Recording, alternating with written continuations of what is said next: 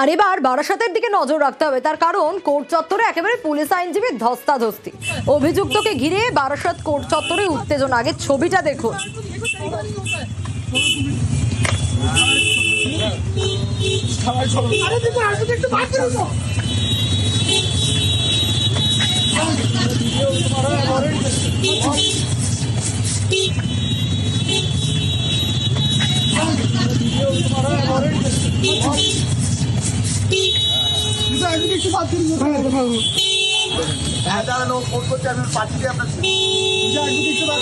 Video करो बड़ो के फोन करो नाम गेट नंबर ओके मुझे मेरे एडवोकेट से बात करने दो बड़ो के फोन करो नाम गेट नंबर ओके আপনি জানেন না আপনি জানেন না এটা কম্প্রোমাইজ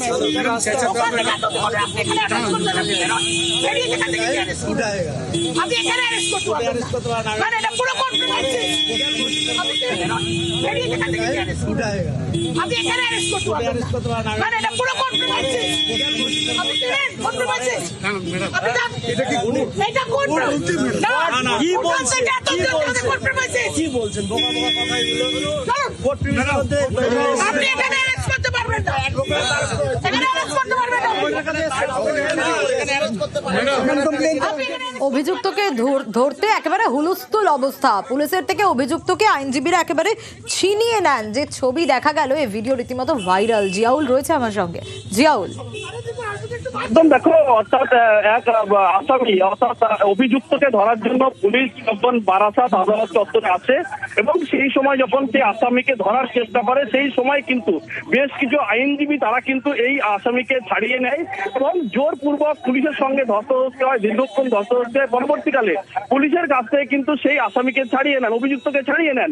এবং যেটা অভিযোগ যে এই একেবারে বিধাননগর সাউথ থানার অভিযোগ, সেখানে খোরপোশ মামলা চলছিল, এই অভিযুক্তর নামে ওয়ারেন্ট বেরোয়, তারপরে কিন্তু পুলিশ সেখানে যায়। কিন্তু আইনজীবীদের বক্তব্য যে এখানে আদালত চত্বরে কোনো রকম ভাবে কোনো অভিযুক্তকে ধরা যাবে না। কিন্তু পুলিশ যখন ধরে তখনই কিন্তু একেবারে এই আইনজীবীরা সেখান থেকে এসে জোরপূর্বক তার কাছ থেকে কিন্তু একেবারে এই পুলিশের কাছ থেকে কেড়ে নেয় এবং পুলিশের সঙ্গে ধস্তাধস্তি হয়। পরবর্তীকালে সেই পুলিশের কাছ থেকে কিন্তু আসামিকে পুরোপুরি ছাড়িয়ে নেয় এবং তা নিয়ে এই ছবি ইতিমধ্যে কিন্তু ভাইরাল। কিন্তু বারাসাত কোর্ট আইনজীবীদের পক্ষে যেটা জানানো হয়েছে যে পুলিশ যে কোনো জায়গা থেকে এই আসামিদেরকে অভিযুক্তকে ধরতে পারে, কিন্তু কেন এখানে কে আটকালো সেটা নিয়ে এমনি তা নিয়ে তদন্ত হবে এমনটাও তিনি জানান। কিন্তু যেভাবে এই আসামি ধরাকে নিয়ে, অভিযুক্তকে ধরাকে কেন্দ্র করে নিয়ে যে একেবারে হুলস্থুল কাণ্ড, যা নিয়ে সোশ্যাল মিডিয়ায় ভাইরাল এবং তা কিন্তু একেবারে ভিডিও রীতিমতো ভাইরাল। বেশ, बड़ो के फोन करो সাগর দত্ত হাসপাতালে মৃত রোগীর সোনার দুল চুরির অভিযোগ। হ্যাঁ, কাঠগড়ায় হাসপাতালের সিসিইউ বিভাগের কর্মীরা হাসপাতাল কর্তৃপক্ষের বিরুদ্ধে কামারহাটি থানায় অভিযোগও দায়ের করা হয়েছে। সুবীর রয়েছে আমার সঙ্গে। সুবীর, এর আগে চোখ চুরির একটা অভিযোগ ছিল, আর এবার গয়না চুরির অভিযোগ। ঘটনাস্থল সেই সাগর দত্ত হাসপাতাল। কি অভিযোগ?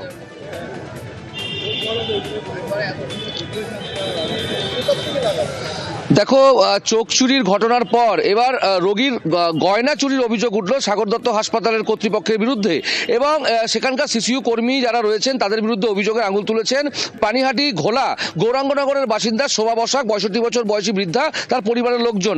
তার যখন তারা ভর্তি করেছিলেন তখন তার দুটো হাতে সোনার বালা ছিল এবং দুটো কানে সোনার দুল ছিল। যখন তাকে মৃত অবস্থায় তাকে তার মৃতদেহ প্যাকিং করে পরিবারের হাতে দেওয়া হয়, বাড়িতে নিয়ে এসে প্যাকিং খুলে দেখতে পায় যে তার দুটো কানে সোনার দুল নেই এবং একটি হাতের সোনার বালা নেই। তখন কিন্তু হাসপাতাল কর্তৃপক্ষকে তারা প্রশ্ন করেন যে এগুলো কোথায় গেল। তখন কিন্তু কোনো উত্তর তারা দিতে পারেননি এবং সিসিইউতে যেহেতু ভর্তি ছিলেন সে কারণে সিসিইউ কর্মীদের দিকে অভিযোগের আঙুল এবং এই নিয়ে কামারহাটি থানায় ইতিমধ্যেই অভিযোগ দায়ের হয়েছে। গোটা ঘটনার তদন্ত শুরু করেছে কামারহাটি থানা পুলিশ। কিন্তু যখন হাসপাতাল সুপারের সঙ্গে আমরা যোগাযোগ করি, তিনি বলেছেন থানা থেকে তাদেরকে বিষয়টি জানানো হয়েছে, পুলিশের কাজ করবে, এমনটাই জানিয়েছেন হাসপাতালের সুপার সুজয় মিস্ত্রি। বেশ, সেই পেশেন্টটা হার্টের পেশেন্ট, তার হাতটা এরকম ভাবে ছিল কি করে, চামড়াটা কি করে উঠলো, আর প্লাস ওনার তো কোনো পোস্টমর্টম হয়নি যে ওনাকে পুরো প্যাকিং করে দেওয়াটা প্রয়োজন। নিশ্চয়ই প্যাকিং করেছে, ওই হাতটা ছিলে গেছে সেই কারণে। হাতের যেই হাতটায় চ্যানেল ছিল সেই হাতের বালাটা যদি নর্মাল ভাবে খুলে যেত তাহলে বালা দুটোও চুমিয়ে যেত। ফেরত তো চাই, যার কোনো অভিযোগ হয়নি হয়তো, অবশ্যই তার শাস্তি চাই। থাকা ভারতের চাষের জমিতে জল সেচের বিশেষ ব্যবস্থা। বনগাঁর 6 ঘরিয়ায় চালু হলো সোলার ওয়াটার পাম্প। অনিরুদ্ধ রয়েছে আমার সঙ্গে। অনিরুদ্ধ, স্বাভাবিকভাবেই সমস্যা সমাধানে প্রচুর টাকা খরচ করে এটা চালু করা হচ্ছে। এলাকাবাসী খুশি, তা বলার অপেক্ষা রাখে না।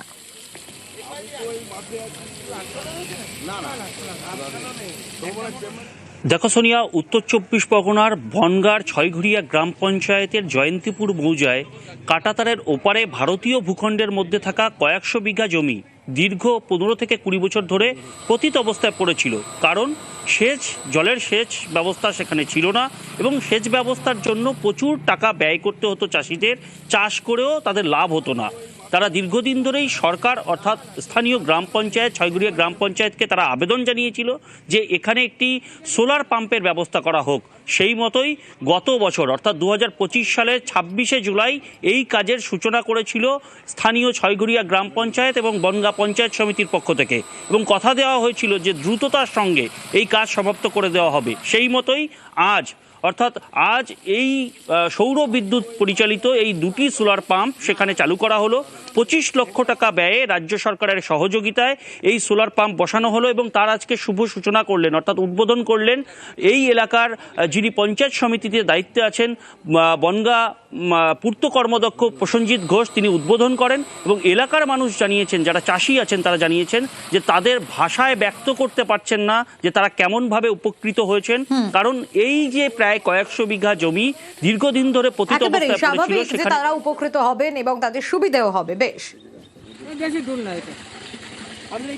এই জল হওয়াতে আমরা এখন সেই সোনার ফসল তৈরি করতে পারবো, একটু কৃষকরা লাভবান হবে। বর্ষার ধান আমরা করতে পারিনি, ডাঙ্গার ধান করতে গেলে যা হচ্ছে ডিজেল পুড়িয়ে যা হচ্ছে খরচা হতো তাতে আমাদের হচ্ছে গাঁটির থেকে যেত। এখন ওইটা আমাদের যাবে না, ভাষায় প্রকাশ করতে পারছি না যে এত আমরা উপকৃত হয়েছি। 25 লক্ষ টাকা দিয়ে এই রিভার লিফটেড যে সোলার সিস্টেম সেটা করা হলো এবং এতে প্রায় 150 থেকে 200 বিঘা জমি সেচের আওতায় আসলো। যে তার কাটার ওপাশে যে জমিগুলো আছে সেই জমিগুলোকেও সেচের আওতায় আনা হলো। এতে চাষিরা ভীষণভাবে উপকৃত হবে।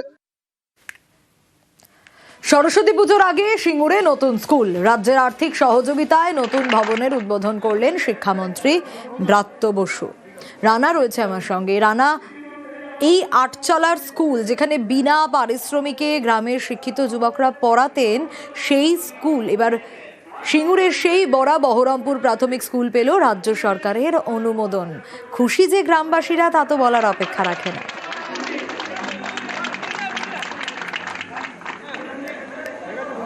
একদমই তাই। দেখো সোনিয়া, যে এই সরস্বতী পুজোর আগে এই যে এই বড়া বহরমপুর যে প্রাথমিক বিদ্যালয় নামে আগেও ছিল, কিন্তু এই স্কুলটা কোনো সরকারি অনুমোদন ছিল না। এই এলাকার যারা ছেলেমেয়েরা তারা কিন্তু বাড়ি থেকে চট আসন নিয়ে তারা এই স্কুলে পড়তে আসতো, পড়ে তারা পড়াশোনা করতো, পাশাপাশি তারা মিড ডে মিলও পেত না। এই যে আজকে সেই স্কুলের উদ্বোধন করলেন হচ্ছে ব্রাত্য বসু, তিনি এসে আজকে প্রদীপ প্রজ্বলন করে ফিতে কেটে যে স্কুল ভবনের উদ্বোধন করলেন। এতে সাধারণ গ্রামবাসীরা খুবই খুশি, কারণ এই যে এই গ্রামে পিছিয়ে পড়া যে মানুষদের আরও শিক্ষার আলোতে তাদের এগিয়ে নিয়ে আসতে হবে, সেটা বলার অবকাশ রাখে না। স্কুলের যারা প্রাক্তন যারা ছাত্রছাত্রী এখান থেকে পাস করেছে তারাও আজকে খুশি হয়েছে যে এই স্কুলটা এতদিন কিন্তু বিনা পারিশ্রমিকে এলাকার কয়েকজন প্রবীণ মানুষ তারা কিন্তু পড়াশোনা করাতেন শিশুদের। সেখানে সরকারি যে অনুমোদন পেয়ে নতুনভাবে সরকারি আবার টিচাররা এই স্কুলে তারা নিযুক্ত হবেন। বেঞ্চে ছাত্রছাত্রীরা বসে পড়াশোনা করার সুযোগ পাবে, তাদের ঠান্ডা পানীয় জলের ব্যবস্থা করা হয়েছে। এতে কিন্তু গ্রামবাসীরা খুশি। তারা মুখ্যমন্ত্রীকে ধন্যবাদ জানিয়েছেন যে তার যে এই অনুপ্রেরণায় যেভাবে আজকে এই স্কুলটা নতুনভাবে আঙ্গিকে সরকারি অনুমোদন পেল, তাতে যে আনন্দ শুধু পড়ুয়াদের নয়, অভিভাবকদেরও, তা বলার অপেক্ষা রাখে না।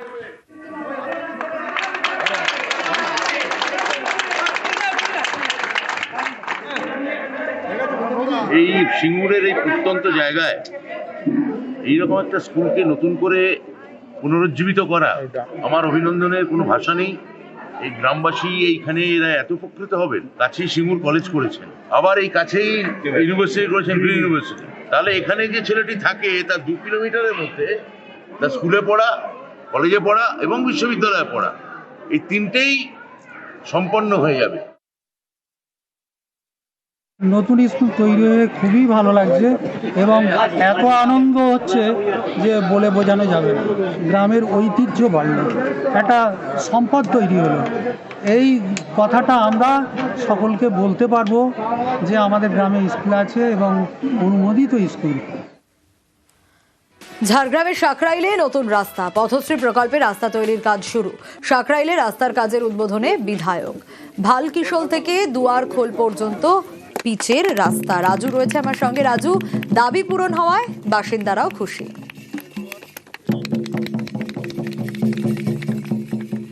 দেখো, একদমই সদিয়া, কারণ এই দাবি দীর্ঘদিনের ছিল আর সেই দাবি পূরণ হয়েছে ইতিমধ্যে। পথশ্রীর মাধ্যমে এই রাস্তা নির্মাণ হচ্ছে এবং সেই রাস্তার শুভ উদ্বোধন করছে গোপীবল্লভপুর বিধানসভার বিধায়ক ডাক্তার খগেন্দ্রনাথ মাহাতো, এবং তার হাত দিয়ে ফিতে কেটে এদিন এই রাস্তার শুভ উদ্বোধন হলো।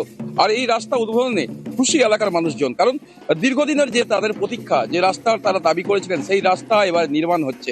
সেক্ষেত্রে রাস্তা পাওয়াতে একদিকে যেমন গ্রামের মানুষ খুশি, অপরদিকে বিভিন্ন যে আরো যে ডেভেলপমেন্টের জন্য তারা আবেদন করেছিল সেই সমস্ত কাজও হচ্ছে ইতিমধ্যে সাকরাইল ব্লকের বিভিন্ন জায়গায়। সেক্ষেত্রে খুদমারাই সহ বিভিন্ন গ্রামের মানুষ খুশি এই জন্যই, কারণ এই রাস্তা দিয়েই বেশ কয়েকটি গ্রামের মানুষকে যাতায়াত করতে হয়। সেক্ষেত্রে দীর্ঘদিনের প্রতীক্ষার এবার অবসান হচ্ছে, তাতেই খুশি হয়েছেন এলাকার মানুষজন। ইতিমধ্যে বিধায়ক যেখানে ফিতে কেটে উদ্বোধন করছেন, সেই বিধায়ককে নিয়েও যেমন মানুষের মধ্যে উল্লাস রয়েছে, কারণ তাদের বিধায়ক তাদের জন্য যে আরো কাজ করবেন বা বিভিন্ন সময় বিভিন্ন যে কাজ তিনি করে চলেছেন, তাতেও যেমন মানুষের একটা খুশির মাহল রয়েছে, ঠিক তেমনই আবার স্থানীয় যে সমস্ত মানুষজন তারা বলছেন যে আমাদের এখানে যে রাস্তার দাবি তা পূরণ হয়েছে এবং রাজ্য সরকারের তরফ থেকে এই পথশ্রীর মাধ্যমে এই রাস্তা নির্মাণ হয়েছে। একেবারে খুশি বাসিন্দারা। বাঁকুড়ায় নজর রাখবো, কারণ জমজমাট সেখানে আদিবাসী মেলা। তালডাংরার পাকুড়ডিহার মেলায় একেবারে সম্প্রীতির ছবি। 350 বছরের মেলা, আর সেই মেলায় ভিড়ে ভিড়।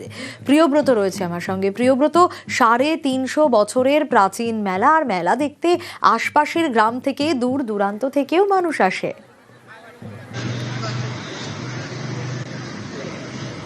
একেবারে শুনিয়া, এবং 350 বছরের এই পুরোনো মেলার কিন্তু একটা গল্প রয়েছে, যেখানে দেখা গেছে যে আদিবাসীরা কিন্তু মূলত জঙ্গল নির্ভর এবং জঙ্গলের উপরে তাদের জীবন জীবিকা নির্ভর করে, এবং সেখানেই 7 ভাই গিয়েছিলেন জঙ্গলে এবং এক বোন কিন্তু জঙ্গল থেকে ভাইরা যতক্ষণ না ফিরেছে তারা কিন্তু তপস্যা করেছেন। পরবর্তীকালে সেই জঙ্গল থেকে ফিরে আসে ক্ষতবিক্ষত ভাইয়েরা, তাদের শুশ্রূষা করা হয়। আর এই যে আত্মত্যাগ বোনের, সেই বোনকে মনে রেখেই এই 7 ভাইয়া মিঠাং মিশ্রার যে উৎসব, এবং এই উৎসবকে কেন্দ্র করেই মেলা গত কয়েক বছর ধরেই কিন্তু এই মেলা চলে আসছে, এবং 350 বছরের পুরনো এই মেলার কিন্তু আস্তে আস্তে বহর বেড়েছে।